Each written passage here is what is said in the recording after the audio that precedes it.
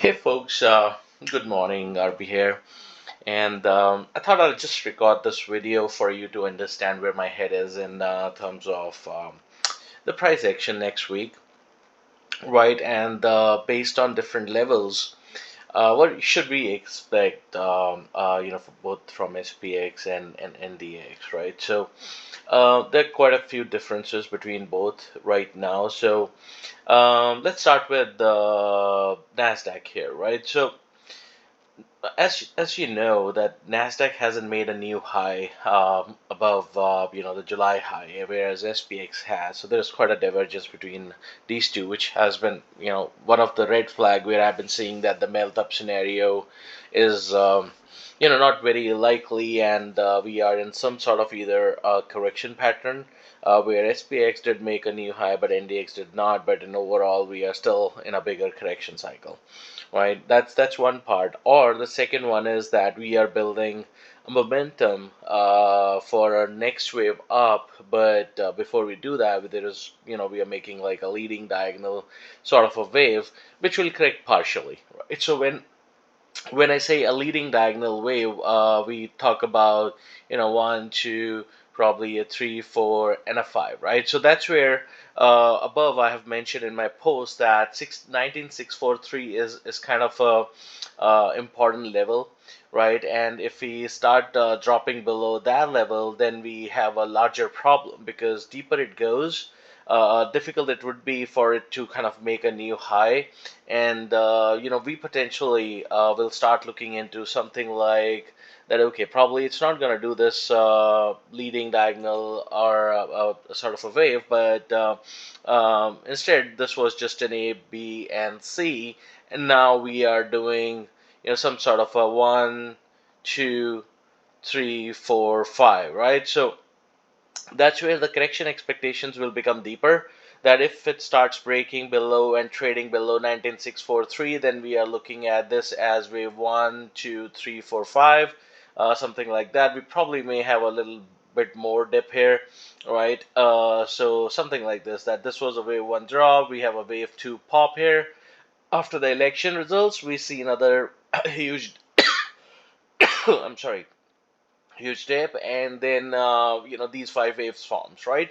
And then we see a dead cat bounce back into somewhere around in this area, 19979, or maybe if it goes higher it can touch 2152, somewhere around this, and then the decline continues after that, right? So this is what the correction would look like if I have to think about this being just an ABC move. We did not grab the liquidity above this, which is fine. We can always have uh, you know, a forward kind of a run there where it does not grab actually there, go above there, and we get a significant push down from the sellers, but it can really drop quite close to it. But this does mean meet the criteria for the flat wave, and that's where I'm keeping this in mind, that if on the election day we get this push down, a big push down, right, then we are looking at something that, okay, a big correction has started, any bounce to be shorted after that, right? And if you will see it in a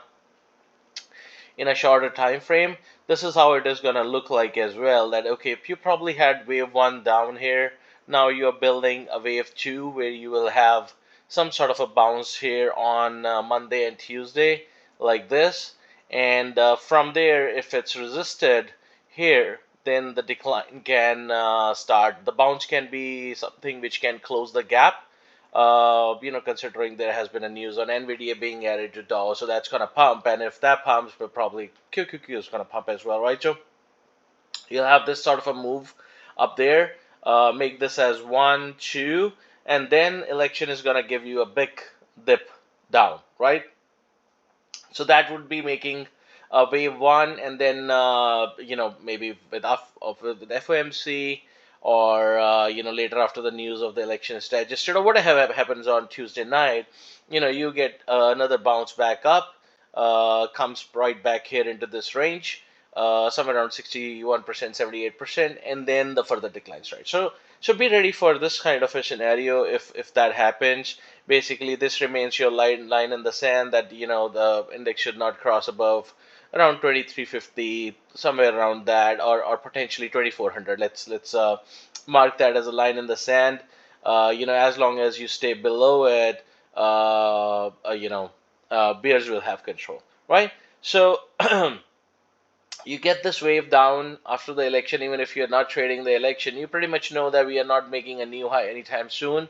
Then you're ready for a bounce, and then you sell off. So this is kind of scenario which I'm looking at if these levels are breaking. And similarly, it goes for SPX as well, right? And for SPX again, I mean, it's not as similar to as close to NDX, because this was different, a little bit different. So looking at the higher time frame here, what I've tried to explain above in the post is that we had this range of 5670 from where multiple bounces have come, right? So as long as it bounces sharply from here, if the dip happens, let's say it bounces a little, then another dip happens uh, during election or on Tuesday, as long as this is holding or this area from where it broke out before holds, chances are we can do one more high on this, right?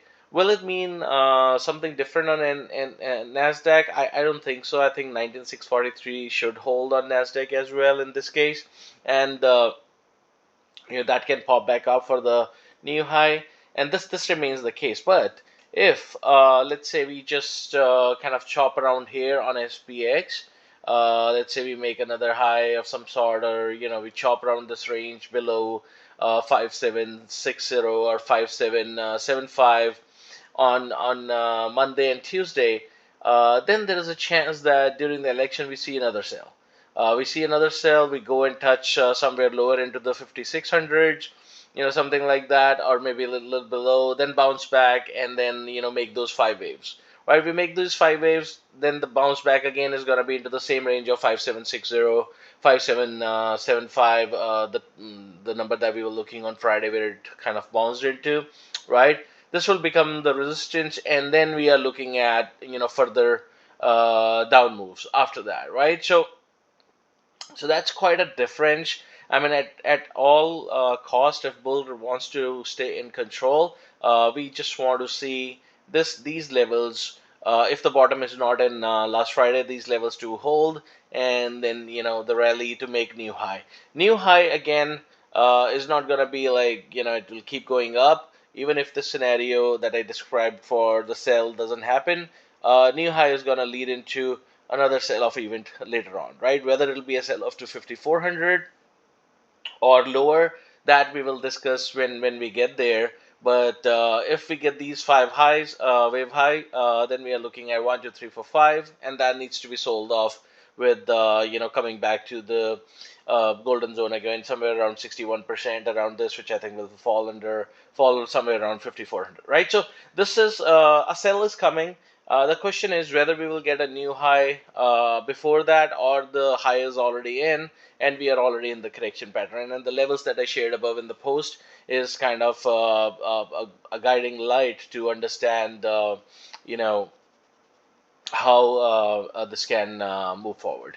Right. I hope this helps visually, and thank you so much for watching this, and have a good weekend. Bye bye.